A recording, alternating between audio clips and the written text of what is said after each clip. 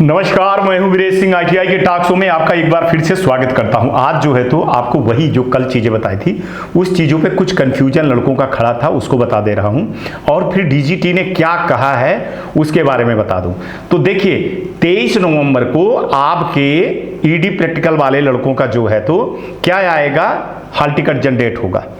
अगर आपका hall ticket नहीं जनरेट होता है तो 23 तारीख से बहुत ध्यान से बहुत उससे देखिएगा कि अगर 23 तारीख से आपके हॉल टिकट जनरेट नहीं होता है, मतलब माने सबका हो गया, आपका नहीं हो रहा है किसी कारण से, तो आप 24 घंटे के अंदर अंदर, मतलब माने अगर 23 तारीख को जनरेट होता है तो शाम तक में आप चेक कर लें, 24 तारीख को आप 11 बजे 12 बजे तक में किसी भी हालत में अपने आईटीआई वाले से बोलेंगे।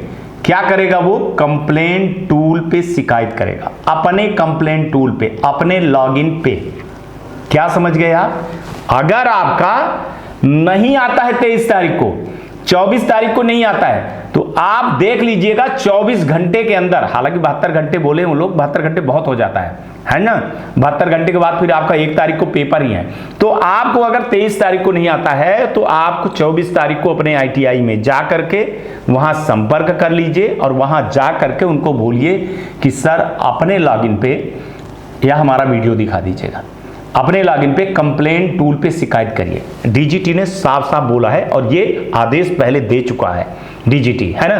किसी आईटीआई वाले को ध्यान तो रहता नहीं है कि अगर एग्जाम संबंधित कोई भी प्रॉब्लम आती है, चाहे फीस को लेकर के, चाहे हॉल टिकट को लेकर के, चाहे एग्जाम के लिए कुछ भी, चाहे पोर्टल के लिए, तो आईटीआई वालों के पास एक राइट रहता है कि वो अपने लॉगिन पे जाकर के कंप्लेंट टूल पे शिकायत दर्ज करें, उस पर सुनवाई होगी।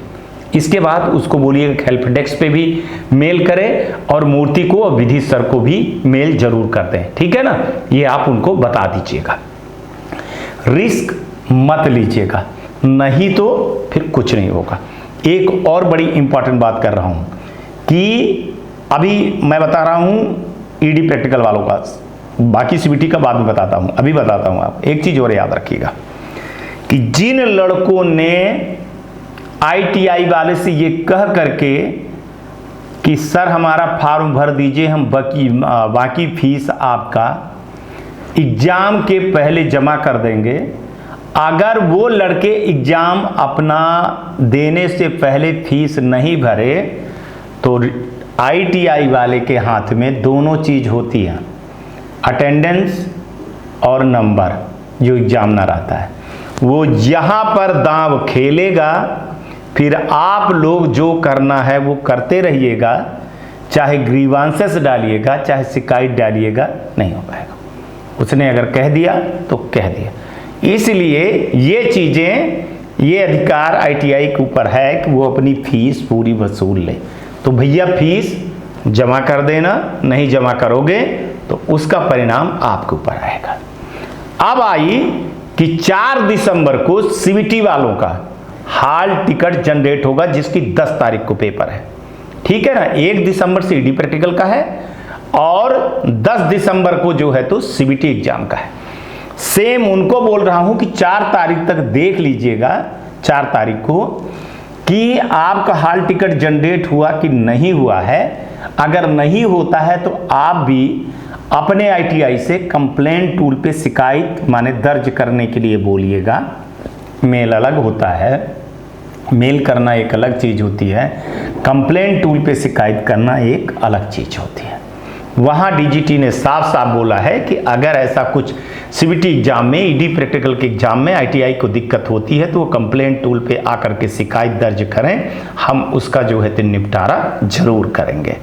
ये आपके लिए बेहद महत्वपूर्ण खबर थी, रिस्क मत लीजिएगा। सीबीटी वाले भी अपनी फीस पूरी क्लियर कर दीजिएगा, इसके बाद एग्जाम देने चाहिएगा। दोनों स्टूडेंट को बोल रहा हूं कि आगरा का स्थिति देख चुके हो आप लोग, वहां 8,500 स्टूडेंट का रिजल्ट रुका पड़ा हुआ है। अगर आप नकल करते पकड़े गए या इस तरह की चीजें आपके साथ में हुई तो आपका भी रिजल्ट रुक जाएगा, फिर कुछ भी नहीं होगा। इसलिए पढ़ाई करके आप अपने सीधे सीधे उस पर मंजिल पर जाएं और सफलता पाएं, स्किल हो ना कि पास हो। ठीक है, इतनी चीज़ें क्लियर हो गई हैं आपकी। अब इसके अलावा जो कुछ चीज़ें बचती हैं वो मैं अब आपको बाकी लड़कों के लिए बताता हूँ। डीजीटी से जब मैंने अपने पर्सनली बात किया कि सर, जैसे पिछले बार भी कर दिए थे वो लोग, कि जिन लड़कों ने फीस नहीं जमा की थी उनका हाल टिकट जनरेट हो जाए और लड़कों का रिजल्ट जब आए तब उनका जब फीस जमा करें तभी रिजल्ट निकले। इस पर बड़े अधिकारी ने बात करते हुए बोला कि कभी न कभी सिस्टम को तो लाइन पे ले आना पड़ेगा सिंह साहब।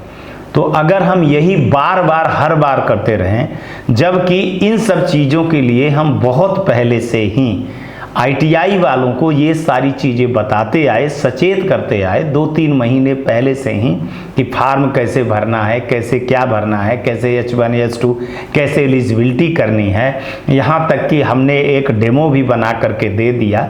अब अगर आईटीआई वाला उस पर कोई चीज़ नहीं कर रहा है या स्टूडेंट फीस नहीं भर रहा है तो उसमें डीजीटी की क्या गलती है? बात तो बहुत बड़ी बोल गए, इस पर हम भी जो है तो फिर दोबारा बोलने लायक नहीं हुए।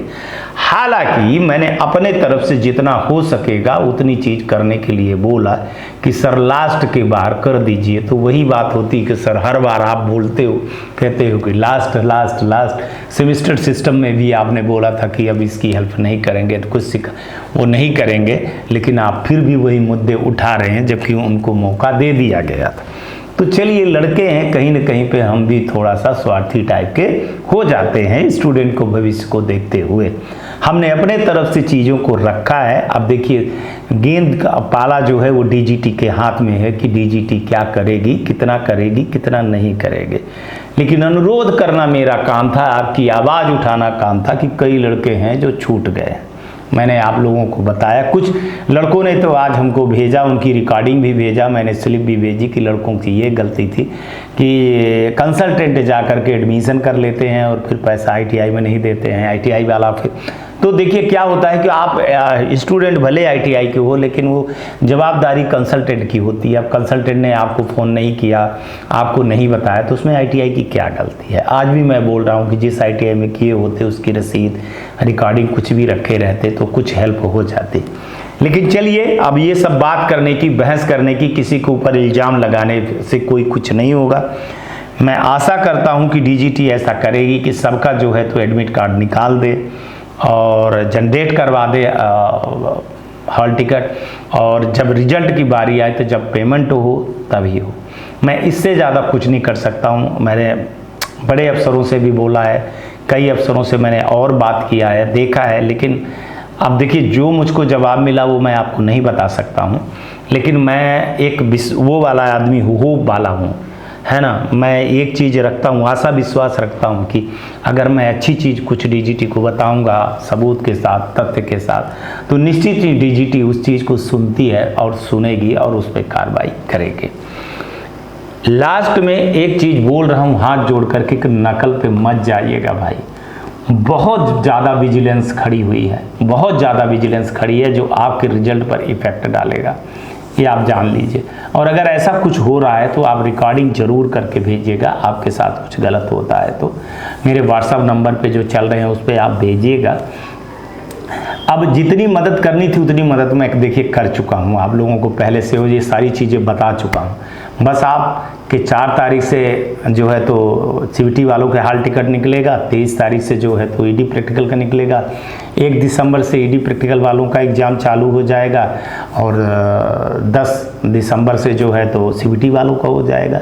रिजल्ट भी इसी महीने के लास्ट तक में आ जाएगा, सबको टाइम दिए हुए हैं।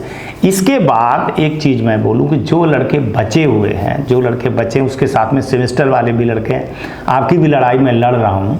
ये दिसंबर की परीक्षा के हो जाने के बाद, जब 3 महीने के बाद या 2 महीने 3 महीने के बाद जब भी डीजीटी परीक्षा करेगी तो उसमें मैं सम्मिलित करवाने की पूरी कोशिश कर रहा हूं कि आप लोगों को बैठाया जाए, चाहे वो सेमेस्टर वाले हों, चाहे एनुअल वाले हों, चाहे लेफ्ट ओवर वाले हों, चाहे सप्लीमेंट्री वाले लड़के हों, चाहे जो लड़के छूट गए हैं। तो अभी मेरा सिर्फ ये कहना है कि यार हमसे संपर्क में भले ना रहो, लेकिन अपनी आईटीआई के संपर्क में रहिए आप, है ना। ये 3-4 महीने आपके लिए बहुत ज़्यादा वो है, क्योंकि अभी तो देखिए एग्ज़ाम ये चल रहा है, अब कहीं बीच में स्लॉट तो है नहीं कि किसी का एग्ज़ाम हो जाएगा। एग्ज़ाम अब जनवरी फरवरी के बाद ही कभी भी होगा, जब भी होगा इसके रिजल्ट निकल जाने के बाद। तो चाहे सेमेस्टर वाले लड़के हो, चाहे एनुअल वाले हो, चाहे लैप्ट ओवर हो, चाहे सप्लीमेंट्री वाले लड़के हो, इस परीक्षा के बाद ही आपकी परीक्षा की तैयारी की जाएगी। किस पद्धति पे की जाएगी, कितने लड़कों को फ़ायदा मिलेगा, कितने लड़कों को फ़ायदा नहीं देगी डीजीटी, वो अब इनका रिजल्ट आने के बाद ही पता चलेगा। लेकिन एक चीज़ बता दूं कि अगर आप अभी शो में हमारे आए हो, तो सब्सक्राइब किए हो, तो आप लोग कोशिश करिएगा, अगर आपको ITI करनी है तब मैं बोल रहा हूँ। ITI नहीं करनी है तो फिर कोई बात ही नहीं। अगर ITI करनी है तो आप थोड़ा सा अपडेट रहिएगा, न्यूज़ आती रहेगी, न्यूज़ बीच बीच में आती रहती है, और भी बहुत सारी चीज़ें रहते हैं, बहुत सारी चीज़ें रहती हैं, तो उस पर भी न्यूज़ बनती रहती है, तो इसके भी न्यूज़ आएगी। अगर आप सब्सक्राइब किए रहेंगे तो आपको नोटिफिकेशन के हिसाब से आपको पता चलता रहेगा कि ये चीज़ें अब आ गई हैं, ये चीज़ें आ गई है। सो में मेरा काम ही है आपको अवेयरनेस करना, और आपको अवेयरनेस मैं करता रहूँगा। आप बाकी जो लड़के बचे हुए हो, मैं प्रार्थना ही कर सकता हूँ, और मैं डीजीटी की बात कह ही सकता हूँ कि होप करिए, देखिए 23 तारीख तक में क्या होता है। 23 को आप लोग देख लीजिए, हो सकता है कि हॉल टिकट सबका निकल आए, और फिर फीस आप लोग जब जमा करो तब आपका रिजल्ट आए। और देखिए नहीं निकलता है तो कंप्लेंट टूल पे शिकायत जरूर करिएगा। आज तक के लिए इतना ही, कल आएंगे तो फिर किसी मुद्दे पर हम बात करेंगे। तब तक आप लोग अपना ध्यान रखिए, आसपास सफाई रखिए, बड़े बुजुर्गों का सम्मान करिए। ITI टॉक शो देखते रहिए। आपका आज का भी दिन शुभ हो और आने वाला कल आपका बहुत बेहतर हो। पानी की बचत करिएगा, गाड़ी धीरे चलाइए और हेलमेट जरूर पहनिएगा। अब चलिए कल मिलते हैं, तब तक के लिए नमस्कार, जय हिंद, जय भारत। नमस्कार, मैं Shailendra Gupta, director AG enterprises Delhi से बात कर रहा हूं। AG टेक ब्रांड पिछले 15 वर्षों से ITI टूल्स की मैन्युफैक्चरिंग एंड सप्लाई पूरे भारतवर्ष में कर रहा है। पूरे भारतवर्ष में किसी भी स्टेट में NCVT, SCVT ITI खोलने के लिए संपर्क करें। अधिक जानकारी के लिए नीचे दिए गए नंबर पर संपर्क करें। धन्यवाद।